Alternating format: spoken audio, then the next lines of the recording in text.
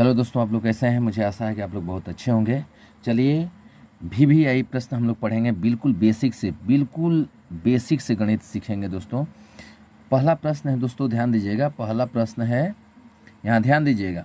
बिल्कुल आसान है दोस्त, बिल्कुल आसान है। आप इसको ध्यान से देखिए, ध्यान से देखिएगा, समझ में आ जाएगा। समझ गया ना। इतना आसान है कि कुछ कहा नहीं जा सकता, हद तक आसान है दोस्तों। बस आपको बिल्कुल इसको समझना है और मेरे ख्याल से एक बार आप देख लेंगे, समझ में आ जाएगा। 100% समझ में आ जाएगा। चलिए देखते हैं।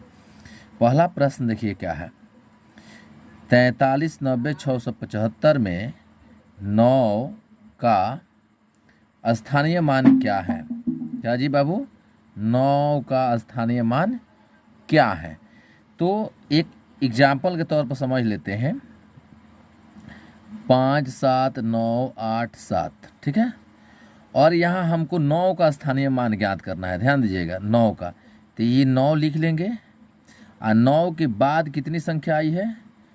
1 और 1 2, तो 2 को 0 इस पर बैठा देंगे।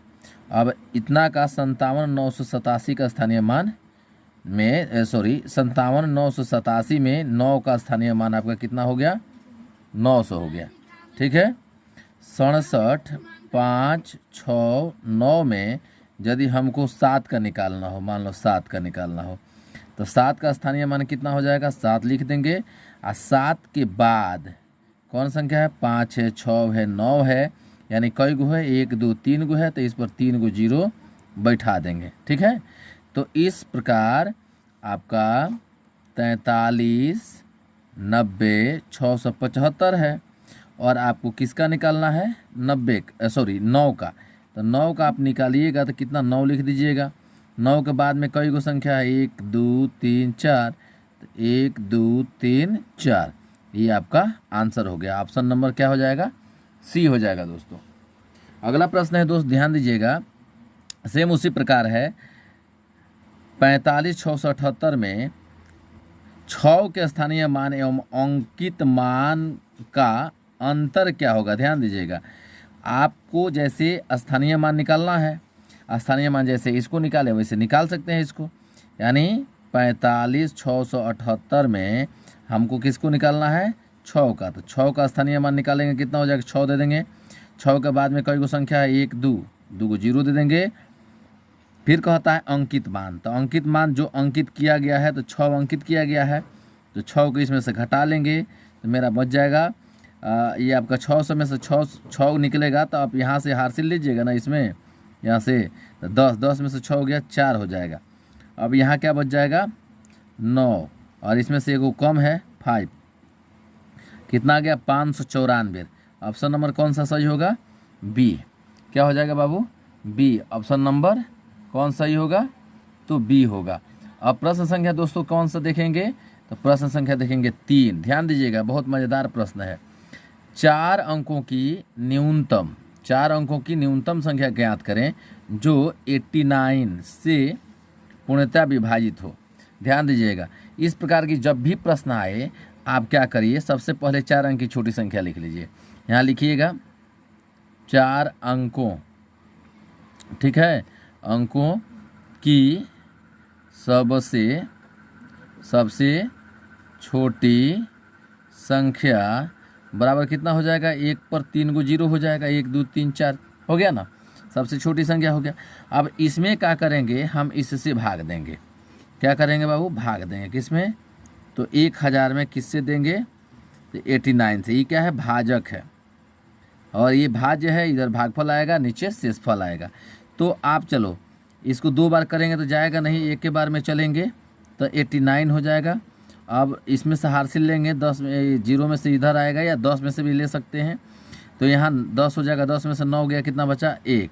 यहाँ 9 हो गया, 9 में से 8 गया 1, ठीक है। अब कितना आ जाएगा? 0 आ जाएगा। ध्यान दीजिएगा, 0 आ जाएगा। फिर दुगुना करेंगे तो नहीं होगा, 1 के मर्द में जाएगा। 1 मर्द में करेंगे तो फिर 89 आएगा। फिर यहाँ 10 में से 9 गया, कितना बच जाएगा? 1 बच जाएगा। यहाँ हो जाएगा 10, 10 में से 8 गया, 2 बच गया, कितना आ गया बाबू? 21। क्या आ गया?